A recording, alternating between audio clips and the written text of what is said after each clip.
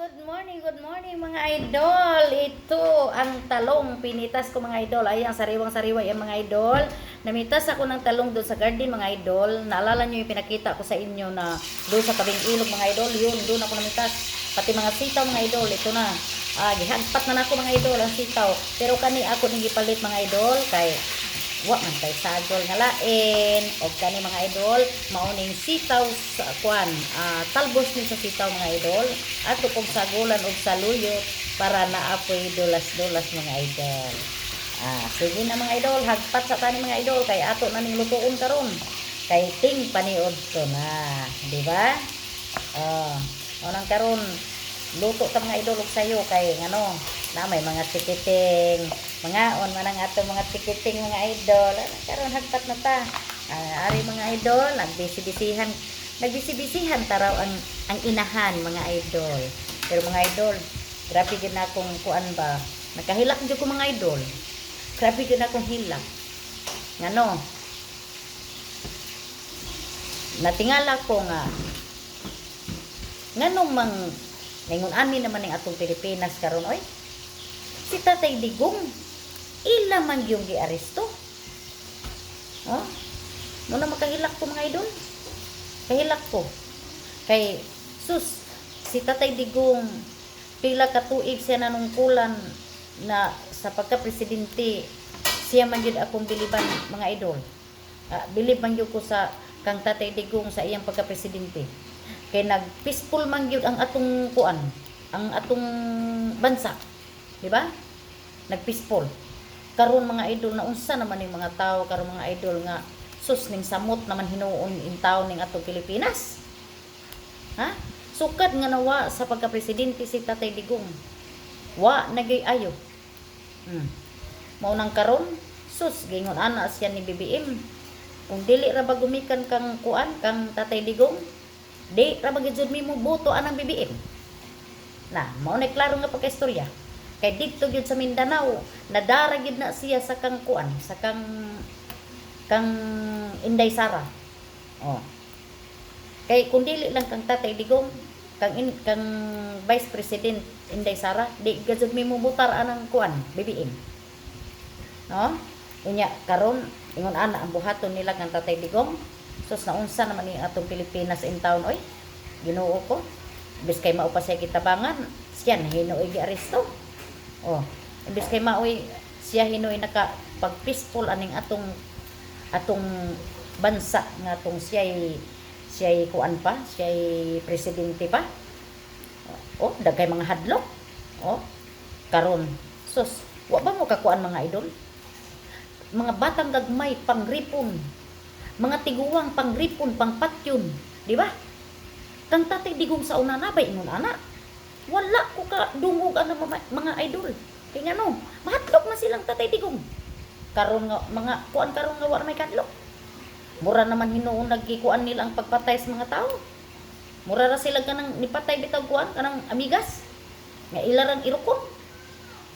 Sus Ginoo ko mga idol, pertig yung kasula yun atong panahon karon.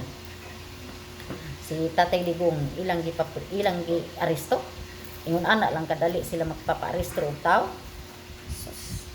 Ngawa sila kabalo nga maunay gikapispulan tong siya pay naging presidente.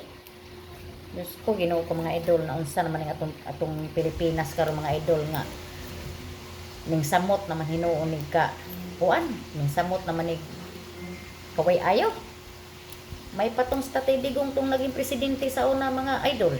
Kay peaceful pa. Ako mga idol, pila ko katuig sa Davao, naka-experience man ko, nakasaksi man ko mga idol no. Di man ko taga Davao mga idol, pero tong kuan ko katuig sa Davao mga idol nag-stay mo upat ko katuig kapin. Pero sa tinuod lang mga idol, bisan asa ka magbaktas dito, bisang unsang orasa, di gyud ka mahadlok magbaktas mga idol. Kay nga ang lugar gyud dito ni Tatay Digong nagyud ni mga task force, bisan asa kalingi na agi gabantay, lingi kaspikas na agi gabantay, mahadlok na sila. Asa ko nga lugar nakakitaan na only in Davao lang gyud na siya mga idol. Sa Davao ra gyud ko nakakitag mga ingon anak nga naay na ay ingon anak nga mga lugar. Ako abot-abot na mayo ko diri sa kuan, diri sa Luzon, pila na ko katuig diri sa Luzon pero wa jud ko kitag ingon anak nga pamaagi. Ha? Pero dito sa Davao, di jud ka mahadlok magbaktas. Bisag gabi, di jud ka mahadlok magbaktas. Sa tinuod lang mga idol. Kay wa may kuan dito, wala may mga kuan dito ang kanang mga samok-samok, mga kuan wala. Mo lima ko katuig dito mga idol pero kaluoy sa Ginoo mga idol. Sus Ginoo ko kana si Tatay Digong nakaharap na magyud na ako mga idol pero simple lagi kay nga tao. Grabe ra gina niya ka simple kayo, kabuutan kay nga tao. Wa gyud koy kuan anak niya mga idol.